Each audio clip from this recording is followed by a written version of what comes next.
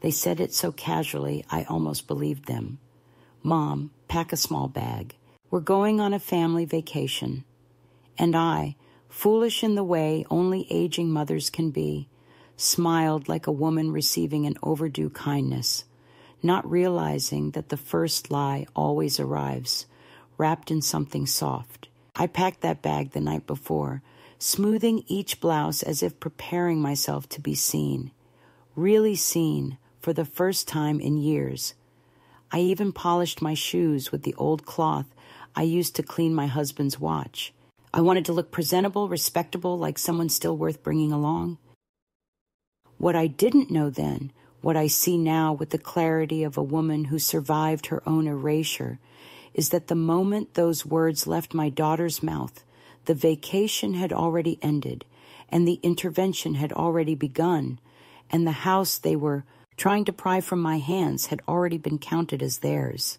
I remember the morning flight with disturbing precision, the way people remember car crashes and sudden illnesses. My daughter fussed with her hair in the rearview mirror while her husband scrolled through something on his phone, and I sat in the back seat with my hands folded, pretending not to feel the tremor of something wrong beneath the surface of their clipped politeness.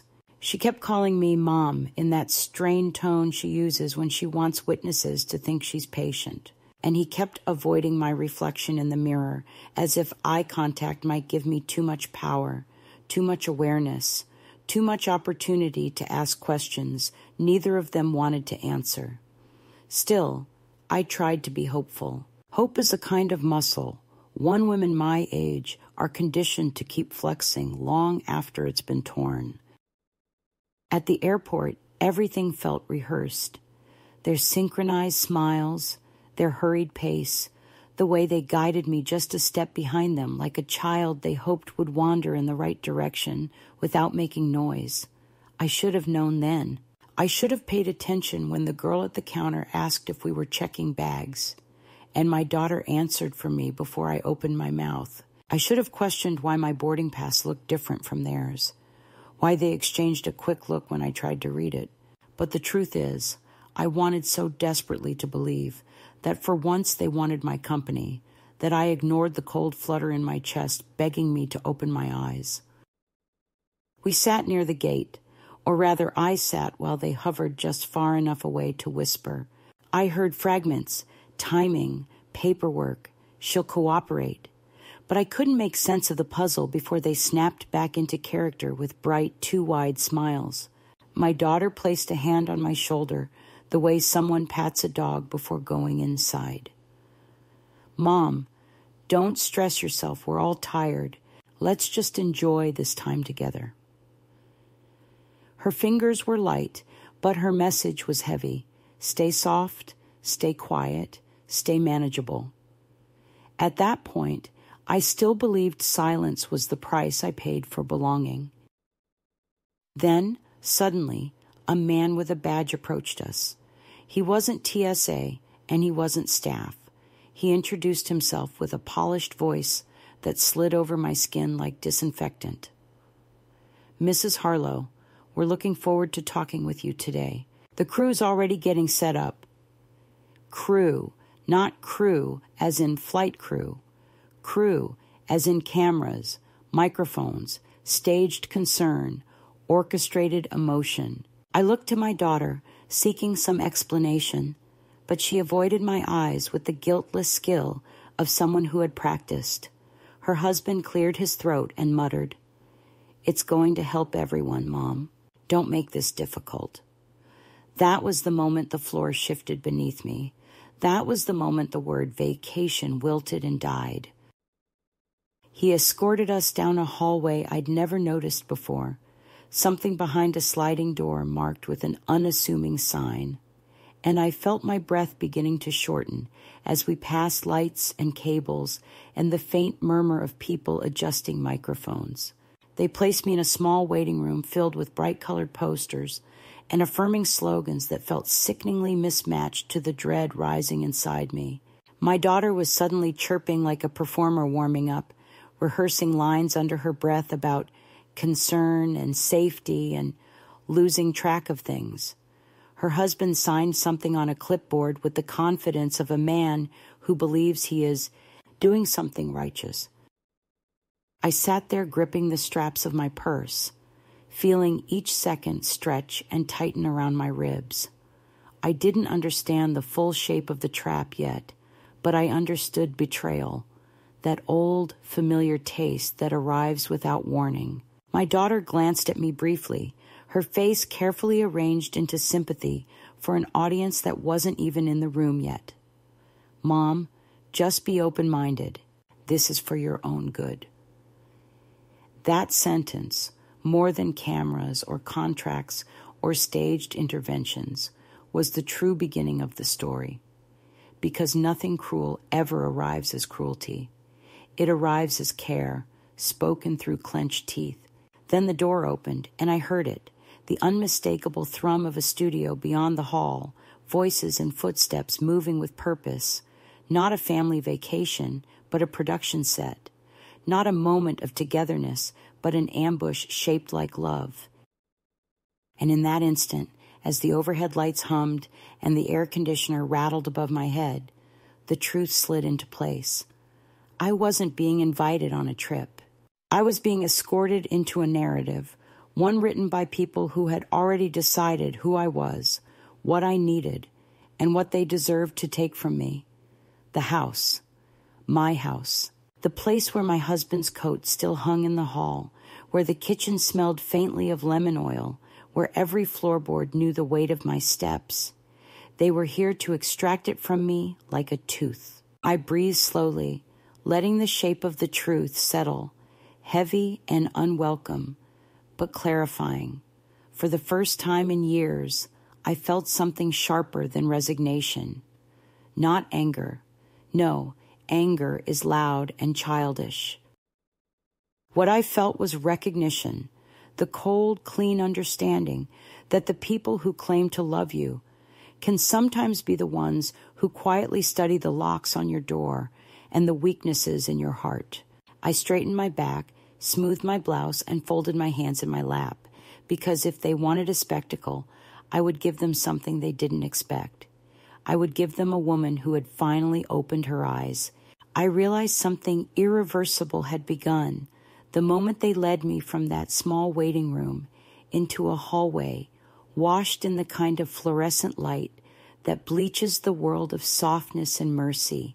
The man with the badge walked ahead of us, brisk and confident, while my daughter and her husband trailed behind me, whispering in the tone of people finalizing a plan they'd rehearsed many times before. I felt their tension not as concern, but as calculation, the way gamblers grip their chips a little too tightly when the dealer approaches the table, and I understood with a sinking steadiness that whatever they intended to do, they believed the outcome already belonged to them. It was in the way my daughter avoided touching my arm, the way her husband kept glancing at his phone as though waiting for confirmation that the trap was set, the cameras ready, the papers prepared for my signature. When the door opened into the studio, I heard the low murmur of crew members adjusting cables, the soft clicking of headsets, and the rustle of scripted questions being reviewed. The space didn't look like a place where truth could survive. It looked like a stage where people's pain was arranged into content, where private wounds were broadcast as lessons for strangers. A bright light shone directly overhead, forcing me to squint, and a woman with an immaculate bun and a clipboard offered me a smile that didn't reach her eyes. She spoke to me as if I were fragile glassware that needed gentle handling, asking whether I needed water, whether I felt overwhelmed, whether I understood the opportunity my family was generously offering. She never addressed the fear gathering in my gut, never asked if I wanted to be there, never paused long enough to let me breathe without feeling observed.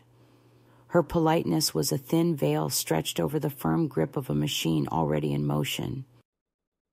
They placed me in a chair slightly lower than the others, angled just so, as if reducing my physical height would quietly reduce my authority. The sight of my daughter perched across from me, hands folded neatly in her lap, performing sadness with the precision of someone who had practiced in the bathroom mirror, pierced me in a way I hadn't anticipated. She kept her gaze soft and wet, glancing at the cameras as if waiting for her cue to tremble, and for a moment I wondered whether she even remembered that I had once brushed her hair before school, tied ribbons she chose with such earnestness, and fed her soup when she had fever.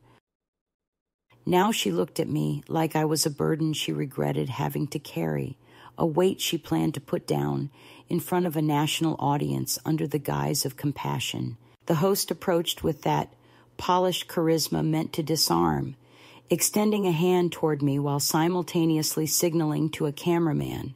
He introduced himself as though he were an old friend and began speaking in a tone of rehearsed warmth about family dialogues, healthy boundaries, and shared safety concerns. Only after that did he mention, almost delicately, the phrase that would shift my entire world. Your daughter and son-in-law have brought you here today to discuss concerns about your ability to manage your home and finances safely. The words hit me, not as a blow, but as a slow descent into cold water, each syllable sinking deeper until my bones understood before my mind did. They weren't here to help me. They were here to remove me from my own life. My daughter inhaled shakily, a tremor that might have seemed genuine to anyone who didn't know her tells, and began reciting a speech that had clearly been shaped by producers. She spoke of forgetting appointments I had never missed, of confusion I had never shown, of moments she claimed proved I could no longer handle the responsibility of living independently. Each falsehood dropped from her mouth with graceful certainty, and I watched the host nod sympathetically as though he were witnessing a tragedy instead of a performance. My heart clenched, not from her lies, but from the realization that she had constructed them long before this moment. She had prepared them, polished them, offered them to strangers as justification for something she didn't have the courage to ask me directly. Give us the house. The room seemed to close in as her husband produced a stack of papers from a manila folder, their crisp edges a silent threat. He explained, in a voice that trembled with manufactured sorrow, that these documents were temporary measures to ensure my safety, forms that would allow them to manage my assets until I was more stable, a phrase so patronizing I felt the breath catch in my throat. The host leaned forward with a look meant to appear compassionate, encouraging me to consider how lucky I was to have a family willing to intervene. He didn't seem to notice that my daughter's eyes flicked toward the cameras every time she dabbed them with a tissue, or that her husband's hand rested protectively over the folder like a man guarding a prize he'd already claimed. The catalyst, the true ignition of everything that followed, arrived in a deceptively calm voice from a woman seated just off camera, introduced as an independent psychological consultant, though her proximity to the production suggested otherwise. She spoke clinically, outlining concerns based on behaviors my daughter claimed I'd displayed, none of which had ever happened outside the confines of someone else's imagination. She recommended an immediate evaluation, perhaps temporary guardianship, a step purely precautionary, though the words dripped with finality. Hearing her speak so confidently about a version of me that didn't exist made something inside me break, not into pieces, but into clarity. I looked at my daughter then, really looked, and saw not malice, but entitlement wrapped in the language of rescue, the belief that my life could be reorganized to better fit her version of order. She hadn't brought me there because she feared for me. She had brought me because she feared losing the house, the equity, the comfort she believed she had earned. The cameras weren't there for my protection. They were there to legitimize the theft by framing it as mercy. The realization tightened my chest, but with it came a strange steadiness, the kind of internal stillness I hadn't felt since my husband died, and I had to choose whether to collapse or continue breathing. The host began guiding the conversation toward a manufactured moment of surrender, expecting me to nod weakly and fold into the narrative they had prepared. But before he could finish his sentence, I spoke, not loudly, not angrily, but with a calmness sharpened by betrayal. "You're not worried about my safety," I said, my voice carrying across the studio with a clarity that startled even me. "You're worried about the house." The room shifted, subtle but unmistakable, as if every person present inhaled at the same time. My daughter froze, her expression faltering, and I watched something flicker in her eyes. Fear, guilt, or perhaps simply the shock of a script derailed. In that moment, the catalyst completed itself. The intervention they designed to silence me instead ignited everything I had kept buried. My self-respect, my exhaustion, my willingness to be underestimated for the last time. I understood then that the battle had begun long before the cameras rolled, but this was the first time I stepped onto the field fully awake.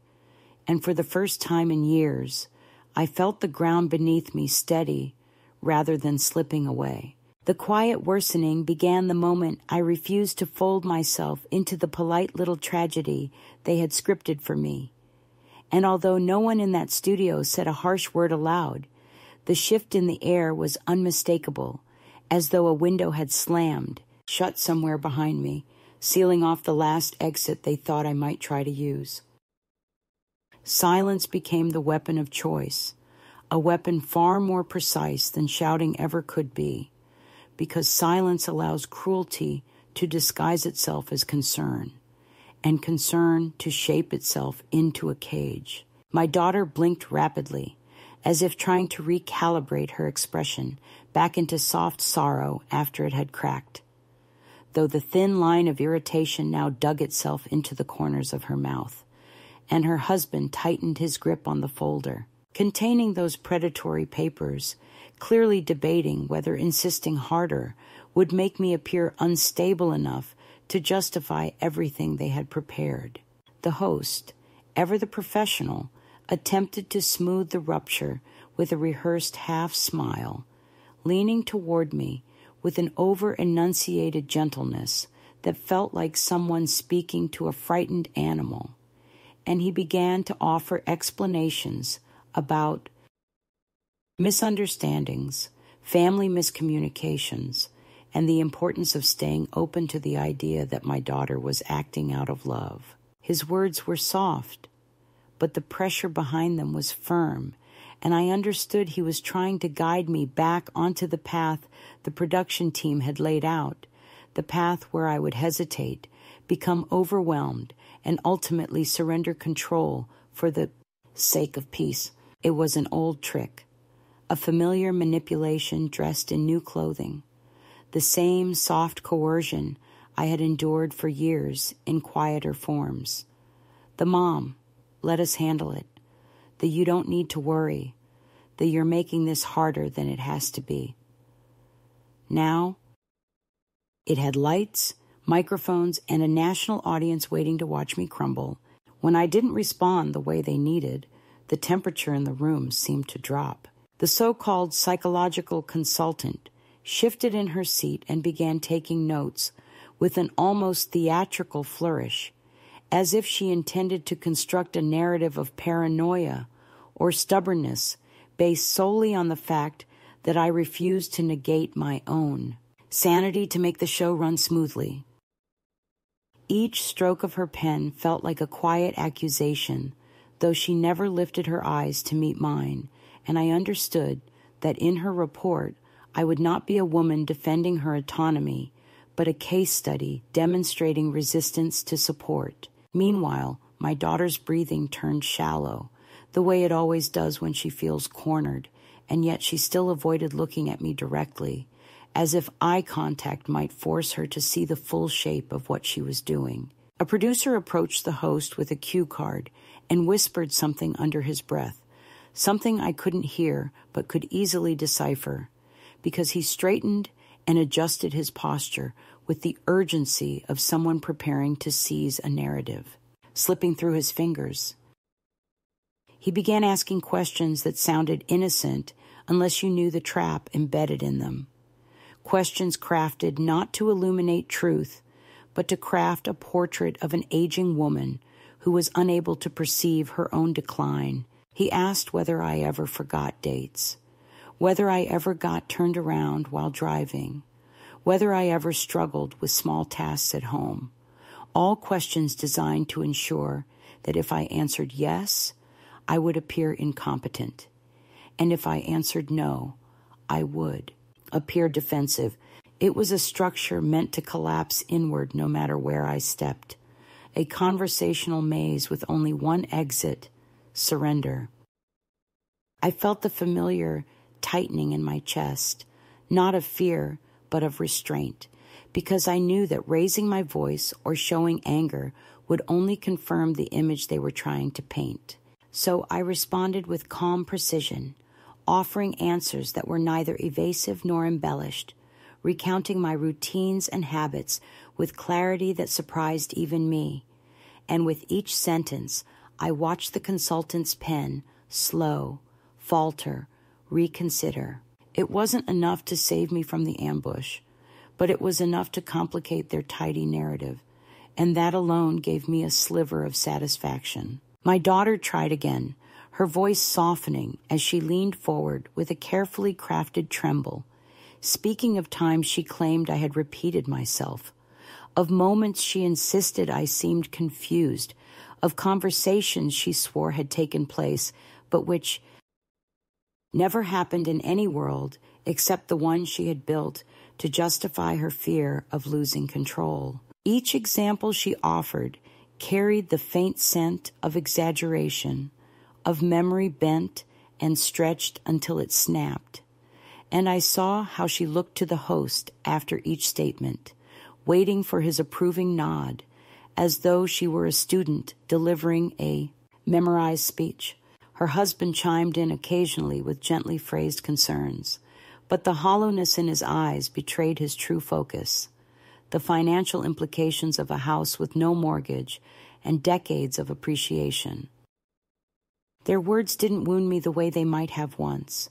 What struck me instead was the shift beneath them, the way my daughter's shoulders squared each time she realized I would not sink into the role she needed me to play. For the first time, I saw not only her cruelty, but also her fragility, because when manipulation fails, the manipulator is suddenly exposed, stripped of the illusion of moral superiority. She wasn't prepared for me to fight back quietly, strategically, without hysteria. She was prepared only for an elderly woman who could be nudged into compliance with gentle pressure and public shame. As the conversation dragged on, the escalation became quieter, subtler, more insidious. The host began interrupting me mid-sentence, his smile tightening around the edges, redirecting my words into interpretations that suited the show's arc. The producer signaled for one of the cameras to zoom closer to my face, amplifying any sign of strain so it could be broadcast as frailty. The consultant cleared her throat meaningfully whenever my answers contradicted the story they were constructing, as though my clarity was an inconvenience to her assessment. My daughter's expression hardened into something like determination, mixed with desperation, and her husband began checking his watch more frequently, a gesture that made me suspect there was a timeline they were trying to meet, perhaps a legal threshold or a production milestone requiring a moment of apparent crisis. Then came the suggestion that I take a short break, which they offered with faux gentleness, but delivered like a verdict. A studio assistant guided me away from the main stage into a smaller adjoining room, a windowless space lit by a single overhead bulb that cast long shadows on the walls, and she closed the door with the careful finality of someone instructed not to. Let me wander. She offered me water and tissues, items presented almost ceremonially, as though the set designers believed these two objects could dissolve a lifetime of autonomy. I sat in that cramped room, listening to muffled voices beyond the door, hearing the low hum of discussions happening without me, decisions being formed in my absence, narratives being fine-tuned to ensure I would emerge not as a woman with agency, but as a vulnerable figure in need of intervention, but sitting there, feeling the cold plastic of the chair beneath my hands, something inside me sharpened again. It was in the stillness that I understood the true shape of the escalation. They weren't just trying to take my house, they were trying to take the story of my life and rewrite it into something that justified their actions. They wanted to transform me into a problem they were solving, a danger they were mitigating, a burden they were courageously shouldering. So when the assistant returned to escort me back to the studio, expecting me to be softened or shaken, she found instead a woman who stood slowly but firmly, smoothing the wrinkles from her blouse with hands that no longer trembled. I followed her through the narrow hallway, my steps measured, my breath steady, and when I reached the edge of the stage again, I saw the faint surprise in the eyes of my daughter, her husband, the host, the consultant, the crew. They had expected deterioration. What they got was escalation of a different kind, the quiet rise of a woman who had stopped mistaking silence for safety. When I stepped back under the studio lights after that forced break, something in the air had thinned, as if the room itself sensed that the version of me they were trying to craft had not taken shape, and now the production had to improvise in a direction none of them trusted. My daughter's face tightened a fraction when she saw me, not with rage or sorrow, but with a flicker of uncertainty, the kind that blooms when a person realizes their opponent has somehow gained ground in a game they thought was one-sided. The host attempted to resume the conversation with the same syrupy tone he'd used before, but now I recognized the calculation woven through each syllable, the way he angled his body toward me as if he could coax my compliance with posture alone. His words dripped with platitudes about healing and progress, yet beneath them I sensed the urgency of someone trying to salvage a narrative unraveling at the seams. They asked me to sit in the same low chair, but instead of lowering myself immediately, I paused, placed a hand on the armrest, and slowly pulled it to a slightly different angle, facing not the host, not my daughter, not the cameras, but the entire room at once. A small gesture, barely noticeable, yet it startled them. Control, even in minor forms, disrupts the choreography of people who depend on your submission. My daughter's brows knit together as she watched me settle, and for the first time since we'd arrived, she didn't look like a grieving child or a worried caretaker. She looked like a woman realizing she might lose the one thing she believed she had already acquired by right or inevitability: dominance. Her husband shifted uncomfortably, clearing his throat the way he always did when confronted with anything that exceeded his ability to manage.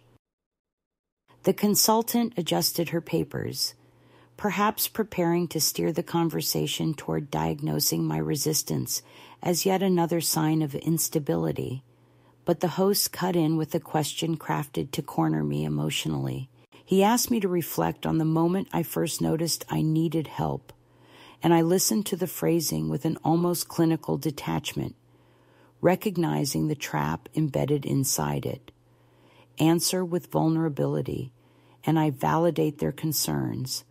Answer with confidence, and I appeared delusional. Instead of falling into either pit, I let a slow breath fill my chest, and I spoke not from defensiveness, but from tired lucidity. I said that what I needed more than anything was honesty, especially from the people who claimed they acted out of love, because love without truth is just manipulation dressed in flowers. My voice did not shake. It moved through the room like a quiet current, unsettling precisely because it was steady. For a moment, no one responded.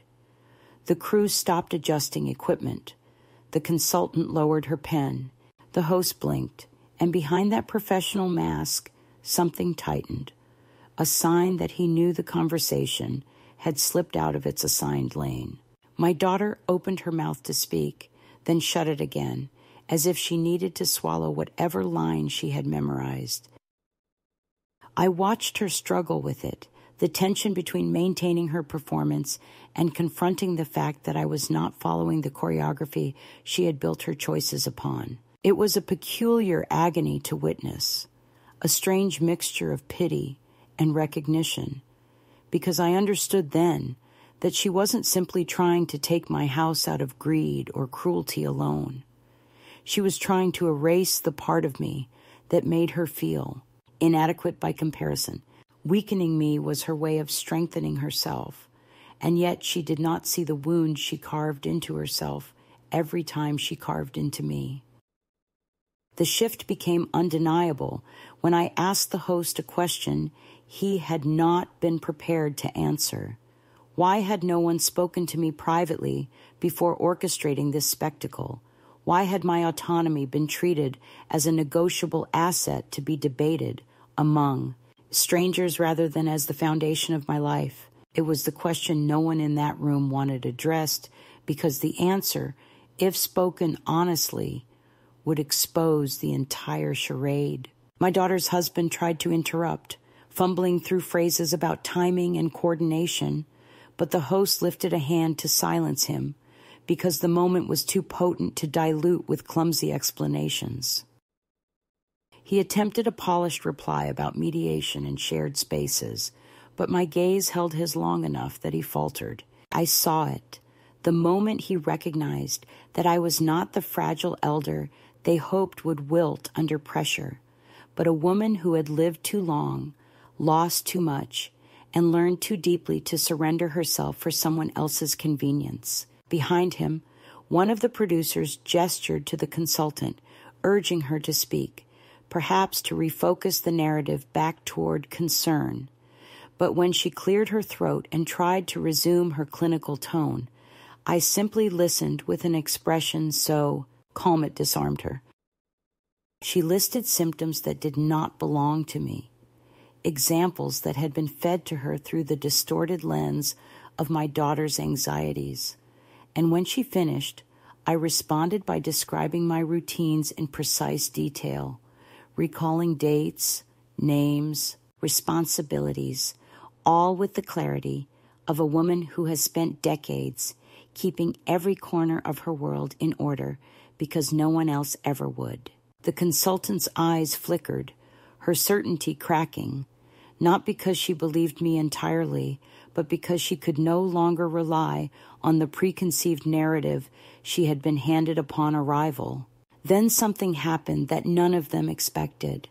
A soft murmur rippled across the crew, a subtle shift in posture, a few exchanged glances. I realized they were seeing something they hadn't prepared for, not a crisis unfolding, but a woman refusing to dissolve. Reality television thrives on collapse, on tears, on someone breaking in a way that makes viewers lean forward with small, hungry gasps. But I wasn't breaking. I was solidifying, turning from silhouette into sculpture. And without my collapse, the intervention lost its spine. My daughter must have sensed this too, because she leaned forward abruptly, her voice trembling in a way I recognized not as emotion, but as desperation. And she said she had been scared for me ever since she noticed me withdrawing, a claim vague, enough to be irrefutable, yet hollow enough to be meaningless. I watched her struggle to conjure a sentimental crisis, but the more she tried to wrap herself in the language of fear and duty, the more transparent her motives became. The host noticed it. The consultant noticed it. Even her husband shifted, as though he could feel the script fraying. The shift reached its full height when I looked at my daughter and said, in a voice gentle enough to disarm and sharp enough to cut, that if she had truly been scared for me, she would not have brought me to a studio filled with strangers, but to a table in her home, where we could have spoken as mother and daughter instead of spectacle and manager. And when I said this, her face crumpled for a moment, not from shame, not from guilt, but from the realization that she had lost control of the story she thought she could author alone. The room held its breath. The cameras waited for someone to fill the silence with something dramatic, something tearful, something loud. But I did not give them a spectacle. I gave them only the truth, spoken in the soft, steady cadence of a woman who has nothing left to justify. And that was the moment the balance finally shifted. Not with shouting, not with breakdown, but with a calm so grounded it unsettled everyone present. For the first time since the ordeal began, I saw uncertainty wash over the faces of the crew, the host, the consultant, and even my daughter. It was the moment they understood that the intervention had failed because the person they came to diminish had instead begun to rise. After that question hung in the air about why no one had ever simply sat me at a kitchen table and spoken to me like a human being instead of dragging me under studio lights, something in the room seemed to tilt, and for a few long beats no one quite knew how to stand straight again. But television does not tolerate silence for long, and so the machine began to reorganize itself, tightening its grip in ways that were quieter but much more vicious. The host, who had clearly not expected a 78-year-old woman to dismantle the moral foundation of his episode with one calm sentence, forced a sympathetic smile back onto his face and leaned forward like a man approaching a skittish animal. He still believed he could coax back into the trap. He spoke about miscommunication and generational gaps, about how sometimes families needed a structured environment to say what they were afraid to say at home, glossing over the fact that what they were really afraid of was saying it without an audience to applaud their bravery. My daughter, seeing the episode slipping away from the tidy arc she'd been promised, straightened in her chair and squeezed her eyes just enough to make fresh tears glisten, and then she reached for the nuclear button every manipulator keeps in, reserve. She said she was scared I would hurt myself or someone else. The lie was soft, almost whispered, and it floated into the room with the weight of a feather, but it landed on my chest like a slab of concrete because I understood instantly what it was designed to do. The consultant's head snapped up, the host's face sharpened into a mask of grave concern, and somewhere behind the cameras I could feel the show's legal team collectively lean forward. Self-harm, danger to others, inability to recognize risk. These were the golden phrases, the ones that opened doors to guardianship, to forced evaluations, to stripping a person of their rights under the shining banner of protection. I stared at my daughter, at the smoothness with which she said it, at the way her hands trembled just enough to look good on camera, and I felt a calm fury spread through me, not the kind that makes you shout and throw things, but the kind that makes your spine straighten and your words become surgical instruments you wield with ruthless precision. I did not deny it immediately because I knew that a quick, panicked denial would look worse, would be framed as defensiveness or confusion. Instead, I let the room sit in that poisonous suggestion for a moment, let them all taste what it meant to accuse a woman who had never once laid a hand on anyone in violence of being a threat. And then I asked the host, in a voice so steady it made him blink, whether anyone there had ever seen me harm so much as a houseplant, whether the consultant had any evidence beyond my daughter's increasingly dramatic script, whether the show's team truly believed it was ethical to proceed with such a serious allegation on national television based on the uncorroborated words of someone with a very clear financial incentive. The crew shifted uneasily. The consultant cleared her throat and mentioned family reports and patterns of concerning behavior. But her voice had lost some of its confident polish, and she glanced at the host as if to ask silently whether she should continue walking into this mess. It was then that the producers changed tactics. A man with an earpiece approached the host during a pause and handed him a fresh stack of cards. When the host resumed, his tone was less therapeutic and more procedural, as if he'd been reminded that the show needed certain beats to satisfy its legal checklist. He began to speak about options, about next steps, about how families in situations like this sometimes agreed to voluntary evaluations, temporary co-signing on accounts, shared decision-making about property. The words were wrapped in velvet, but the shape beneath was steel. Guardianship, control, transfer of authority. My daughter latched onto this new line enthusiastically, nodding along with the host as if they were colleagues instead of co-conspirators, and she started talking about the house more openly now, no longer pretending it was just a background detail. She said things like, "We can't keep driving over there to check on her," and "It's too big for her to manage." And the more she spoke, the more obvious it became that what they wanted was not my safety, but my removal. The escalation continued not with shouting, but with paperwork. Her husband produced more documents from that eager little folder, this time thinner sheets with large font titles about voluntary transfer, temporary designation, limited authority, all of it designed to sound harmless to the casual ear. He slid them across the table toward me with a look he tried to paint as sorrowful, though I could see the gleam of anticipation lingering just beneath. The host suggested gently that perhaps we could walk through them together, as if he were offering to help me read a menu and not to sign away the roof over my head. The consultant added that agreeing to let my daughter help manage the house for now could alleviate stress and reduce risk, and that word, risk, kept flying around the room like a moth drawn to the brightest light of liability. I picked up the top sheet and read it slowly, letting the silence thicken until even the cameras seemed to be waiting for my reaction. The language was slippery, but not clever enough to hide from a woman who had read every word of her mortgage documents 30 years ago, and every renewal of her homeowner's insurance since. There were clauses about power of attorney, about rights to sell or refinance, about decision-making in the event of cognitive decline. And though each phrase was framed as a precaution, together they formed a noose.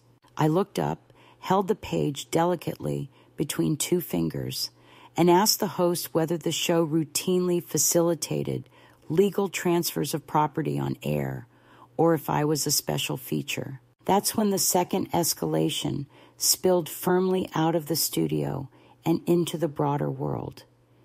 You could feel the nervous system of the production tightening, reacting, trying to recalibrate.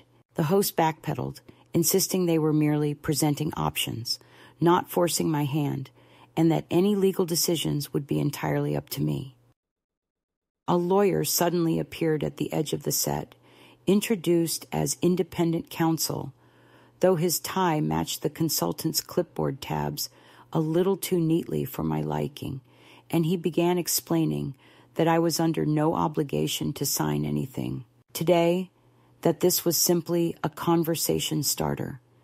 But as he spoke, his eyes kept flickering to my daughter and her husband, and I saw in those glances the quiet exchange of people who had been assured this would go another way, and were now watching it slip. I realized then that my best defense was not indignation, but documentation. So I reached into my purse, the very purse my daughter had mocked for being old-fashioned, and pulled out a folded envelope I had carried for years more out of habit than strategy, a copy of my will, notarized and updated, in which every line had been written by me and reviewed by a lawyer who had known my husband before he died. I opened it, laid it gently on the table between us, and in front of the cameras, I read a few crucial lines aloud. Not the parts about who got the silver or the recipe box, but the parts that clearly affirmed my current capacity, my explicit desire to remain in my home as long as I was physically able, and my condition that any change to my living arrangements must be initiated by me and me alone, not coerced or orchestrated by others.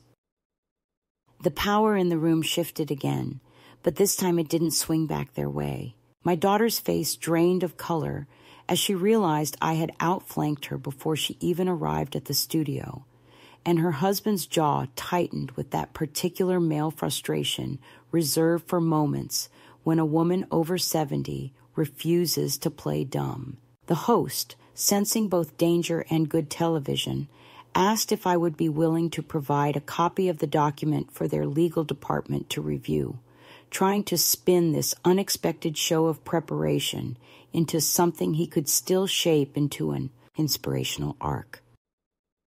I said no calmly, explaining that my legal affairs were my own, and that if anyone wished to question my capacity, they were welcome to do so in a court of law rather than under a bank of studio lights. They ended the taping not long after, sooner than planned, I could tell. The closing segment was rushed, the host grasping for a platitude about families doing the best they can, about conversations being messy but necessary.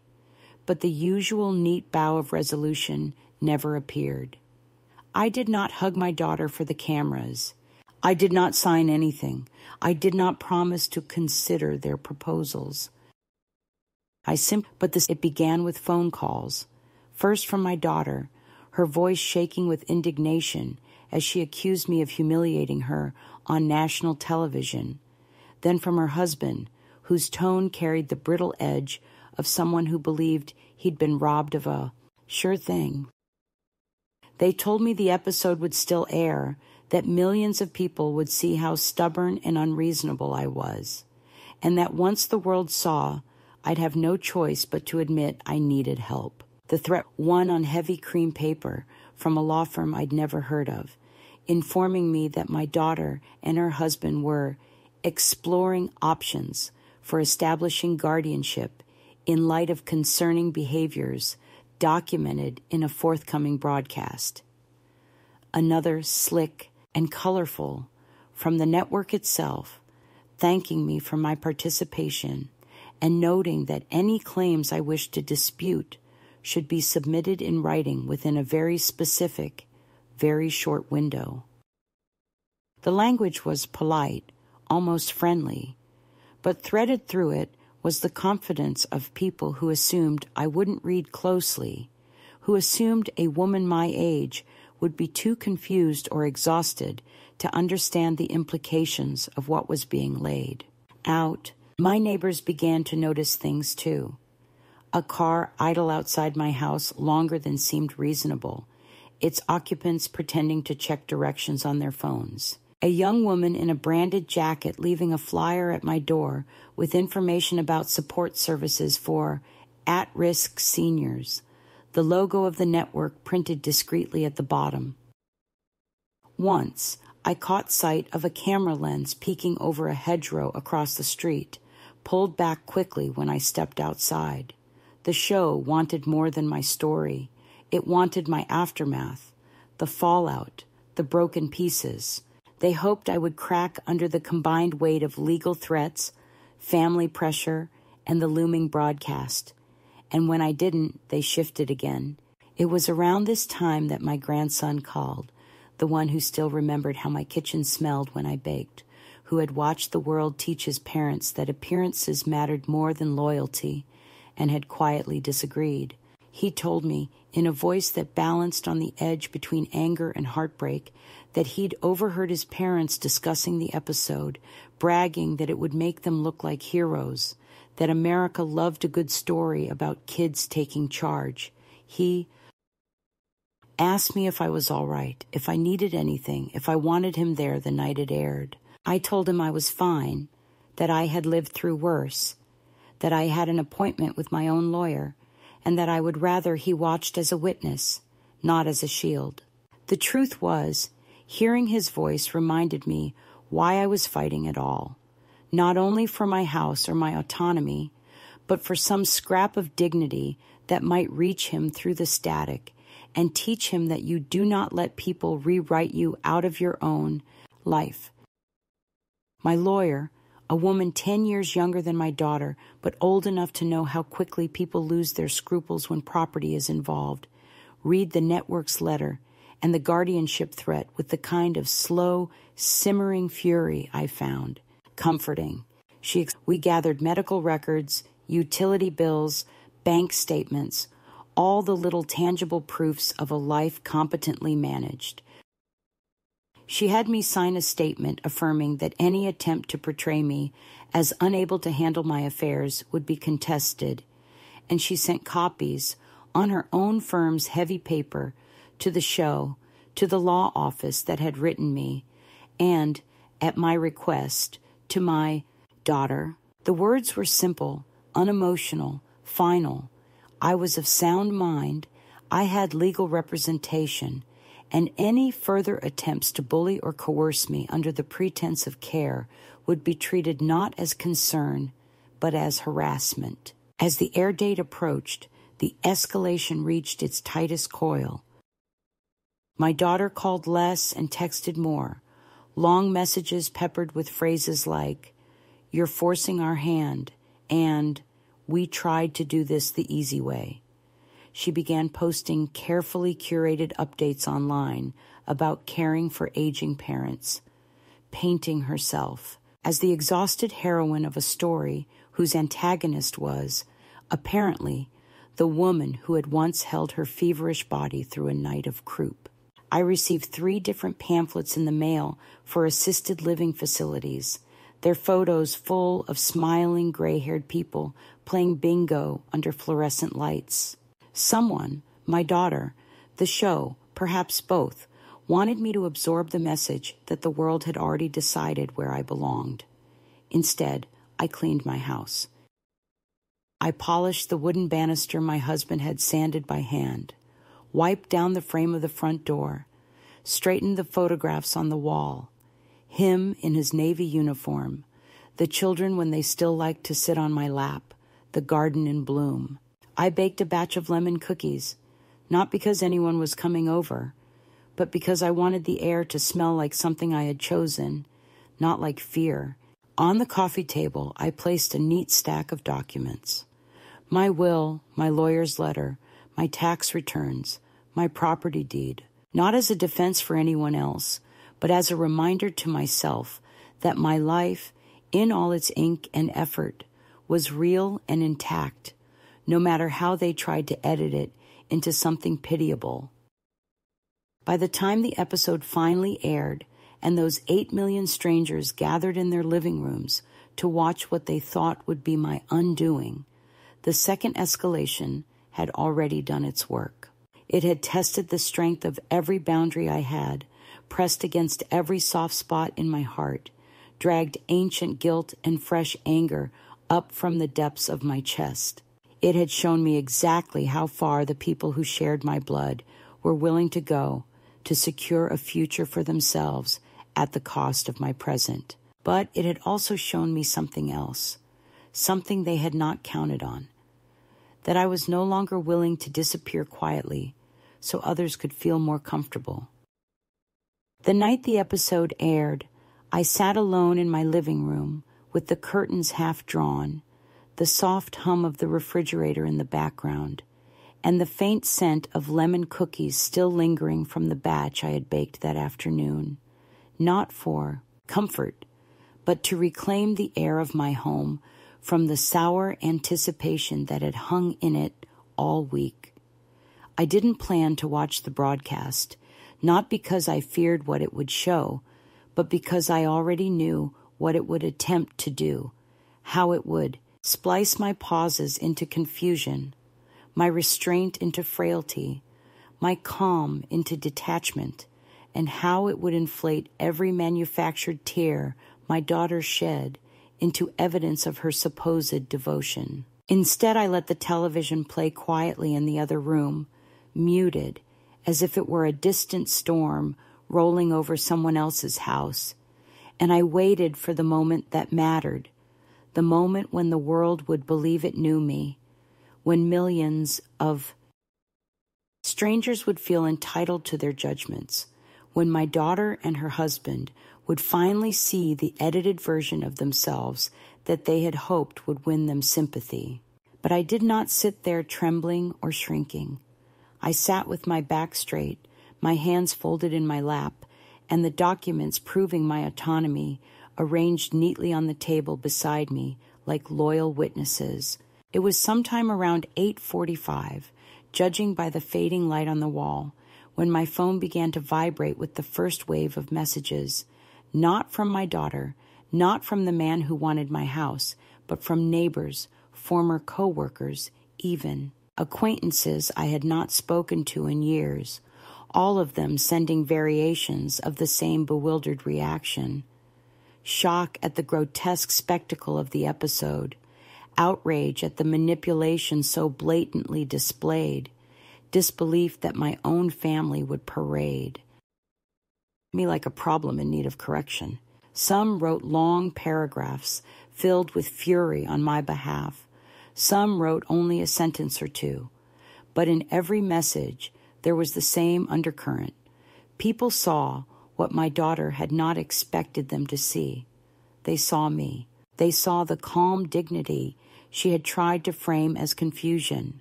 They saw the orchestrated nature of the ambush. They saw the desperation in her eyes, not as concern, but as hunger. By 9:30, the episode had finished airing in the Eastern Time Zone, and the next wave of attention came not through messages, but through the trembling, frantic ringing of my doorbell. When I opened it, my daughter stood on the porch, her face streaked with makeup and desperation, her posture crackling with the panic of someone who has just watched the narrative she built crumble in front of an audience too large to ignore. She didn't wait for an invitation. She pushed past me with the indignation of a woman who cannot believe her own story has been rejected by the public she had assumed would side with her. She began speaking before the door even closed, her voice high and brittle, accusing me of sabotaging her, of making her look cruel, of embarrassing her in front of the entire country. It took me a few moments to realize that she truly believed this was something I had orchestrated, as though I had arranged the lighting, the editing, the tone of the host, the smugness of her husband. She could not understand that the truth had simply seeped through every frame because truth, unlike performance, cannot be restrained when given enough light. Her husband followed her inside, quieter but no less furious, holding his phone in his hand as though it were a shield, scrolling through comments from strangers calling him opportunistic, predatory, shameless. He said the episode made them look insane, that the public didn't understand the context, that everyone was attacking them unfairly, and he demanded I issue some kind of statement clarifying that I had misunderstood their intentions, that I valued their concern, that the show had twisted their motives. He wanted me to clean the reputation they had soiled with their own hands. My daughter added that unless I agreed to help them fix the situation, they would be forced to take further action, an old threat dressed in new desperation, but her voice cracked on the last word, betraying that she no longer believed she had leverage. I let them speak, let them unravel, let them reveal every insecurity and fear they had cloaked in righteousness for months. And then I walked calmly to the coffee table, picked up the envelope containing my will, my property deed, and the letter from my lawyer, and I placed it between us with the quiet finality of a judge laying down a verdict. I told them I would not be issuing any public statements on their behalf, that I would not be validating their narrative, and that any further attempts to coerce, threaten, or pressure me into relinquishing control of my home or my autonomy result in immediate legal action. My daughter tried to interrupt, her voice rising, saying she didn't deserve this, that she had only been trying to help. But I held up my hand, not angrily, not dramatically, but with the tired authority of a woman who has finally stepped out of a shadow she never agreed to stand in. I told her that help is something offered, not weaponized, and that love that requires an audience is not love but vanity. I told her that she had brought strangers into my life to validate a narrative she had written without my participation, that she had mistaken my age for ignorance, my silence for weakness, and my patience for surrender. And then, because this was the moment that turned the tide irreversibly, I told her that I had already filed a notice through my lawyer documenting the threat of guardianship, the attempted coercion, and the public defamation disguised as care. I watched the words strike her, watched the recognition spread across her face that the leverage she thought she had possessed was never hers to hold. And for the first time, she looked not angry, but lost, like a woman suddenly forced to see herself, without the soft-handed lighting of a studio to shape her image. Her husband demanded to take the envelope, insisting that he had a right to review the documents as family. But I stepped between him and the table, not with force, but with firmness. And I told him that being married to my daughter did not entitle him to my property, my paperwork, or my life. His face darkened, a bruise of anger spreading slowly, but he took a step back because he could sense that the era of intimidation had ended. He muttered something about lawyers and liability, but it was the muttering of a man who knew the ground beneath him had finally cracked. I walked them to the door, not quickly, not coldly, but with the composure of someone escorting a storm out of her home. My daughter paused on the threshold, her face streaked, her eyes searching mine for something, maybe forgiveness, maybe permission, maybe the mother she had tried to unmake in front of millions. She whispered that she didn't know things would go that way, that the show had pushed them, that she hadn't realized how it would look. I told her gently that nothing looks cruel until the light hits it, and then the cruelty becomes impossible to deny. She didn't argue. She didn't apologize either. She simply walked away. Her shoulders collapsed inward, her husband following silently behind her. When the door closed, I did not collapse or shake or cry. I walked to the kitchen, turned on the kettle, and let the steam rise in slow, soft spirals. It was not triumph I felt, not victory, but a profound returning to myself, to the quiet truth of my own voice, to the simple fact that I had defended my life without screaming, without breaking, without surrendering the dignity that had always been mine. I stood there with my hands around a warm mug, listening to the night settle outside my window, and I realized that the climax was not the confrontation in my living room, nor the broadcast watched by 8 million strangers, but the moment I understood that no one, not my daughter, not her husband, not a television host or a consultant or a lawyer, could remove me from my own life unless I handed them the keys. And I had kept them, every single one. The morning after everything settled, the episode, the confrontation, the avalanche of messages that kept buzzing through the night like restless insects, my house felt strangely lighter, as though some dense, invisible fog that had been pressing against the walls for months had finally thinned, and the rooms could breathe again. I woke before sunrise, not because of anxiety, but because a quiet certainty pulled me from sleep, the kind that only appears after a long ordeal has run its course. And for the first time in a long while, I didn't lie there rehearsing conversations or anticipating the next blow. Instead, I listened to the ordinary sounds of my home, the slow ticking of the clock in the hallway, the distant creak of the floorboards adjusting to the early cold, the sigh of the wind slipping through the branches outside. Nothing extraordinary, yet all of it felt new, as if the house itself were reminding me that I lived here, that I had always lived here, and that no one, not a daughter, not a show, not a stranger with a clipboard, had the power to uproot me without my consent. I made tea in the old porcelain pot I save for days I want to feel grounded, and as I let the leaves steep, I stood at the kitchen window, watching the first gray watercolor of morning spread across the sky. My phone lay silent on the counter.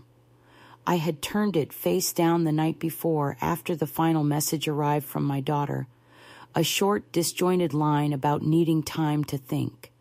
I didn't respond, not out of spite, but because I finally understood that rushing into explanations or negotiations would only pull me back into the gravity of a story I had fought to step out of. Some distances are not punishments, they are stitches. You give them time so the wound can close. I took my tea to the living room and sat in my husband's old armchair, running my fingers along the worn fabric where his elbow used to rest. I don't believe the dead watch us or judge us or offer guidance, but I do believe that memory holds a kind of wisdom, and sitting there I felt the echo of all the choices I'd made across the years, the ways I had bent myself to accommodate others, the ways I had softened my own edges to keep the peace. Age doesn't turn people into victims. Age simply strips away the distractions that kept us from seeing how often we handed away pieces of ourselves without noticing. For the first time, I acknowledged how long I had allowed myself to be diminished in small, quiet ways. Letting my daughter speak for me at appointments, letting her insist I was too tired to handle simple tasks, letting her rewrite our shared history in tones that suited her sense of grievance. Each moment small enough to ignore, but together they formed a path leading directly to that studio chair. As the light brightened, I opened the envelope on the table, not to reread the documents. I knew every line by heart, but simply to sit with the physical proof that my life remained in my own hands. The weight of the papers felt different now, not defensive, but declarative. They were not shields anymore. They were anchors. Beneath them lay a blank sheet of stationery, and after a long moment, I picked up my pen and began writing a letter, not to my daughter, but to myself, to the woman I had been before any of this began. I wrote that she had done well, that she had survived something deeply unfair without losing her sense of self, that she had kept her dignity even when others tried to flatten it into something pitiful or unstable. Later that afternoon, my grandson came by without warning, bringing a bag of warm rolls and an awkward, earnest look that reminded me of the boy he once was. He didn't mention the show at first. He just sat beside me and talked about school and weather and small things, giving me space to breathe. His voice cracked with something like grief when he said he hoped things would get better with his parents, and I placed my hand on his and told him gently that reconciliation does not happen on a schedule. Sometimes you let people walk away so they can see the distance they created. Sometimes they return, and sometimes they don't. But either way, you keep living. When he left, I walked out onto the porch, wrapped in a soft shawl, and let the late afternoon sun warm my shoulders. The street was quiet, the kind of quiet that feels earned rather than accidental. I watched a woman across the road watering her plants, saw a couple walking their dog, heard the distant sound of children riding bicycles. Ordinary life, continuing without spectacle or judgment. I realized how deeply I had missed it. The simplicity of existing without someone trying to interpret every breath as evidence of decline. As the sun dipped low and the world softened into evening, I whispered something. Not a prayer, not a plea, but a reminder to myself and to any woman who might someday stand where I stood, that our stories belong to us, that our homes belong to us, that our lives are not gifts to be redistributed when others decide we have outlived our usefulness. We are allowed to draw lines. We are allowed to say no. We are allowed to refuse the scripts others write for us. And as the shadows lengthened on the porch, I felt it, not triumph, not vindication, but a steady, quiet peace settling into the corners of my chest, the kind that comes when a woman returns fully to her own life after nearly being written out of it.